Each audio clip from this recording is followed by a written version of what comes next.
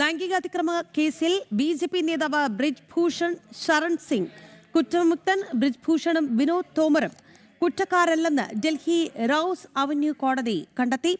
മാസങ്ങൾ നീണ്ട അന്വേഷണത്തിനും വിചാരണയ്ക്കും ഒടുവിലാണ് നിർണായകമായ വിധി വരുന്നത്. വിവരങ്ങളുമായി നന്ദഗോപൻ ചേരുകയാണ്. നിർണായകമായ വിധി തന്നെയാണ് ഡൽഹി റോസ് അവന്യൂ കോടതിയിൽ നിന്ന് വരുന്നത്. ബ്രിജ്ഭൂഷൺ കുറ്റമുക്തൻ. പറയൂ നന്ദൻ വിവരങ്ങൾ.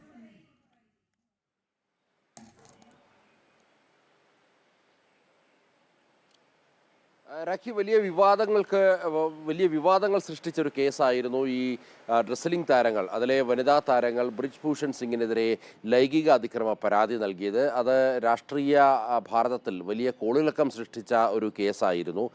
ബ്രിജ്ഭൂഷൺ സിംഗിൻ്റെ രാജിയൊക്കെ ആവശ്യപ്പെട്ടുകൊണ്ട് വലിയ സമരം ജന്തർ മന്ദിറിൽ കണ്ടതാണ് നമ്മളൊക്കെ. ഇപ്പോൾ പാറ്റ സമരം നടന്ന ജന്തർ മന്ദിറിൽ അന്ന് ഗുസ്തി താരങ്ങളുടെ വലിയ സമരങ്ങളായിരുന്നു ഉണ്ടായിരുന്നത്. ഏതായാലും അതൊക്കെ വെറുതെ ആയിരുന്നു എന്നുള്ളതാണ് ഇപ്പോൾ മനസ്സിലാക്കേണ്ടത്. പ്രത്യേക അന്വേഷണ സംഘം ഇതിന്മേൽ അന്വേഷണം നടത്തി. അതിന്മേൽ കുറ്റപത്രം കോടതിയിൽ, റോസ് അവന്യൂ കോടതിയിൽ സമർപ്പിച്ചു. എന്നാൽ വിചാരണയ്ക്കൊടുവിൽ ഇത് ഒരു തെറ്റായ കേസാണെന്ന് ഇപ്പോൾ കോടതി കണ്ടെത്തിയിരിക്കുകയാണ്.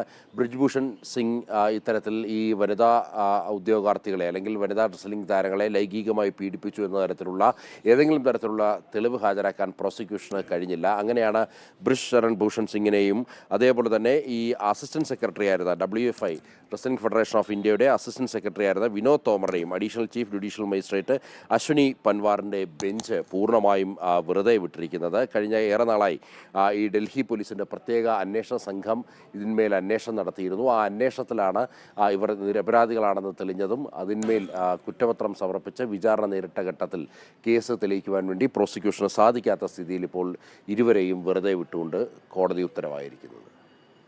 ലൈംഗികാതിക്രമ കേസിൽ ബ്രിജ്ഭൂഷൺ കുറ്റമുക്തൻ.